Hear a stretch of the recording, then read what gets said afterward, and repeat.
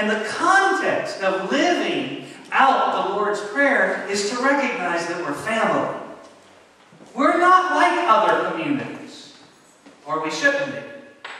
We shouldn't be like the Elks, or the Moose, or the Oddfellows, or the Masons, or whatever kind of group you want to come up with. We shouldn't be like the community board. We shouldn't be like a political party. We're a community that's family under the fatherhood of God. And in that context, all of the Lord's Prayer becomes a whole different matter. Because you know, and this is something people don't seem to understand, if you're an odd fellow, I was actually an odd fellow once. I'm setting myself up with that one, aren't I? I don't know. You know that there's a group called the Oddfellows, right? They're like the Elks and the Moose.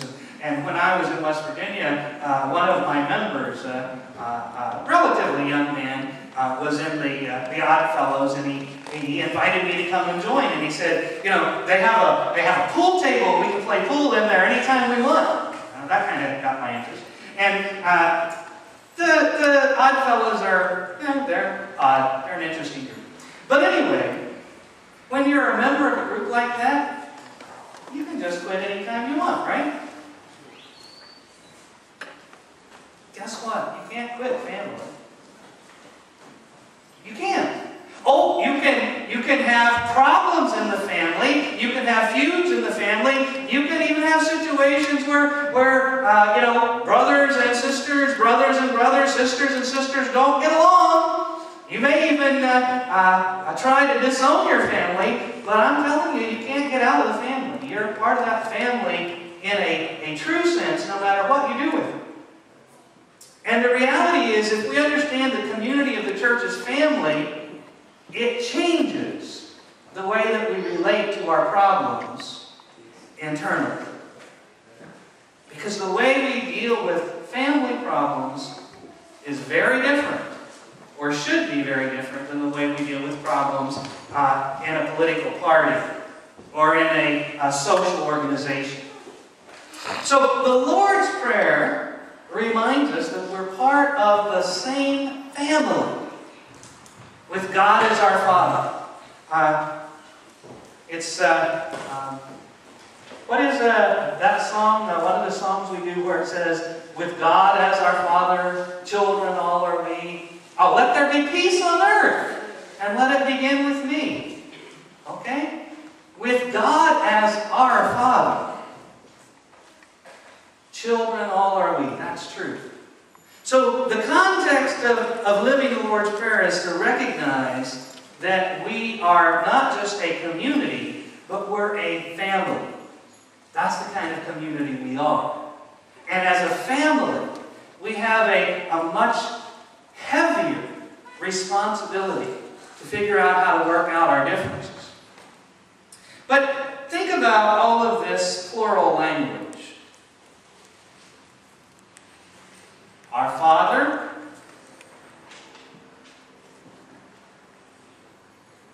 give us this day, forgive us our debts as we forgive, lead us not into temptation, deliver us from evil. In other words, the first and important point of understanding this prayer as a communal prayer, as a family prayer, is it's not about me having what I need.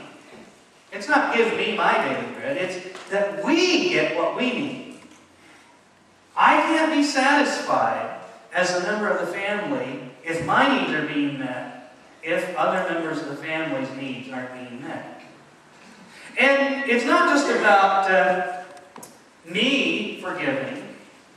It's about us together forgiving. You know, one of the problems that often families and churches deal with is that some members of the family forgive, but others don't. And as long as some members of the family aren't forgiving, there's no real healing. Because it's not about my relationship with my oldest sister. It's about my relationship with my whole family, right? And some of you probably know exactly what it's like in your own family. There are times when parts of the family are able to put things aside, but other parts just won't let it go, right? And as long as they won't let it go, it's still alive. So it's important for us to understand that forgiveness is not an individual thing. It's a communal thing. And you notice, I'm going to talk about this more in another part of this sermon, but you notice that this forgiveness is a two-way street. Forgive us as we forgive. And, you know, this is one of those things that is really, really difficult. Because if we're paying attention, what we're really praying is if I can't manage to forgive them, don't let them manage to forgive me either. You ever thought of it that way? Have you ever thought of it that way? That in essence, if you're not ready to forgive, you're asking God to not let them be ready to forgive either? Because it's a two-way street. And in community, in family, that's always the case. Because if we are always ready, if they make the first move, then why are we surprised that they're ready if we make the first move? Because it's the same thing. In the context of community that is family, the Lord's Prayer is trying to teach us several things that I'm going to focus in sermons over the next 3 Sundays. The first thing is it's trying to teach us to focus on God. We spend too much time focusing on ourselves. And unless we make God the focus, none of the promise of the Lord's Prayer can come to pass in our lives. But with God in charge, with God as the focus, Thy will, Thy kingdom come, Thy will be done. See, that's focused on God. Not my will be done and your kingdom come, but Thy will be done as Thy kingdom come. So the focus must be on God, on God's will and God's way. And next week, that's what I'm going to focus on. Then, we also have to understand if it's about family, if it's about community in context, the center of living the Lord's Prayer is reconciliation. Forgive us as we forgive. Unless we make reconciliation the center of our life together,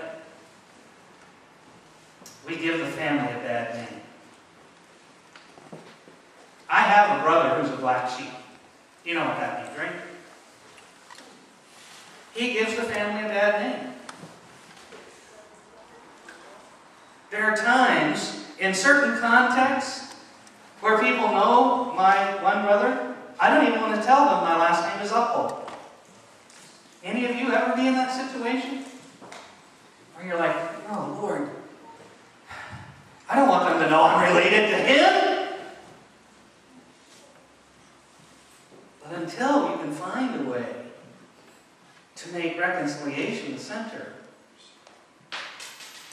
until I can find a way to truly forgive that brother. See, and the part I need to know is I need to be ready for him to forgive me too, right? Because it's not right for me to say, I don't even want to say my last name is Upole. So the 2 weeks from now, we're going to focus on the importance of reconciliation being at the center of living the Lord's Prayer. And then we're going to acknowledge our human struggle.